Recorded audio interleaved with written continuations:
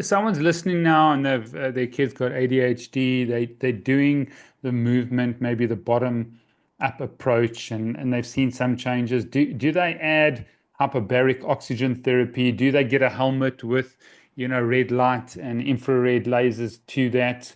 Well, what can they do? Do they order a transcranial device, from your site?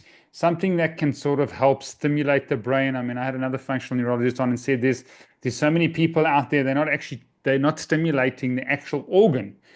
So the movement's great and looking at the reflexes is great, but the stimulation on the actual organ's not happening. What would you say to a lot of South Africans or Africans or people around there that don't have, they've got an OT or PT that's doing it, but they don't have these other modalities? Yeah, and I think that for me, I think where we're moving in neuroscience, and I have a PhD in developmental cognitive neuroscience, so I'm a neuroscientist, and where we're moving in functional medicine and functional neuroimmunology, which is really a main area of my research and teaching now, is more towards being specific and directed rather than general stimulation or general inhibition, right? So, that's why people have to be careful with just looking at stimulating. I'm not a big fan of just putting a helmet on with lasers, because when you're dealing with an imbalance and you stimulate everything equally, you usually are going to make that imbalance worse, because you're going to stimulate the side that's more active more. And also, you have to look at, like, lasers, what are you doing? I mean, it is good in general for the brain. Don't get me wrong. I know metabolically it helps promote it, but it also changes brainwave frequencies. And if you do the wrong frequency at the wrong age in the wrong area of the brain, you can actually make things a lot more severe.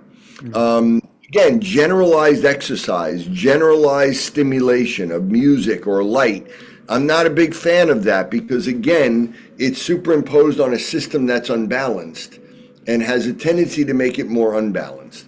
So it's not just about the tool, it's not just about that, and it's not just about stimulating the brain.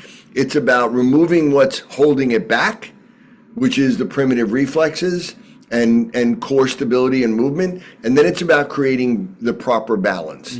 So I think, really educating themselves. I think if they read my book, they get a really good background. We have our 3rd edition that just came out in August, so it's really updated with our research, and we have checklists in there. I think, again, obviously, same thing with the immune system. It's not just in traditional medicine with autoimmunity, it's just, let's just suppress everything. Or it's not just about boosting the immune system. It's about balancing out these Th1, Th2 systems, Th17, Th9. It's about really targeted therapy.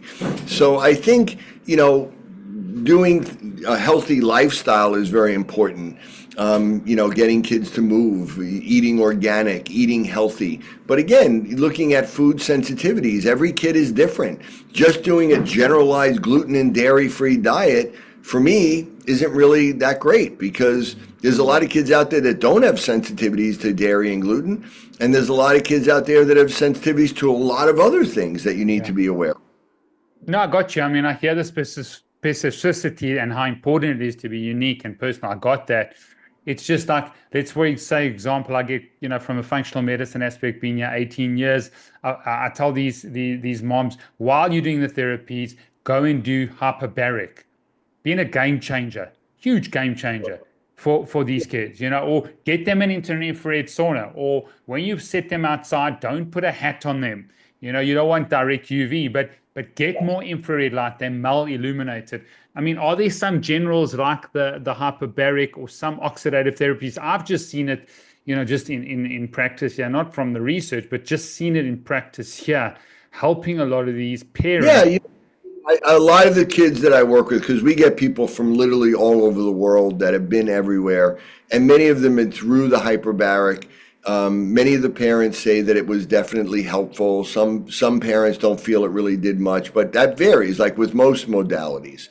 I think obviously increasing oxygen is only really a good thing for the most part, especially for the brain, which uses 20% of all the oxygen in our body. And I think that especially if there is truly a brain injury, then I think it really has great benefit. I think absolutely, having them outside, being out in nature, moving their body, keeping them away from computers, not trying to, I don't think any kid should be on a screen, certainly before the age of 3, because most screens and the technology in them, like video games, and stimulate the left brain. We shouldn't be doing things like flashcards. We shouldn't be trying to get kids to read before the age of 3. No one should read before the age of 4. And we shouldn't even try to teach them before that. If they're reading before that, there's a problem, right? Usually. And that's called hyperlexia. And we almost only see that in autism. So, we need to be aware of that development. They should be outside playing, moving their body, feeling their body, building their muscle tone, interacting with other children. In the first 3 years, kids should be like little puppies. They should go up to kids. They should roll around and laugh and chase after one another and climb trees and ride bikes and do all those things. And that forms the foundation of the right brain and the insula and the parasympathetic nervous system and the social nonverbal communication networks. That's what they should be doing, and the right brain likes nature. It likes physicality. It likes spatial awareness. It likes, everything about being, creative and imagination and all of those things. And that's something that technology takes away.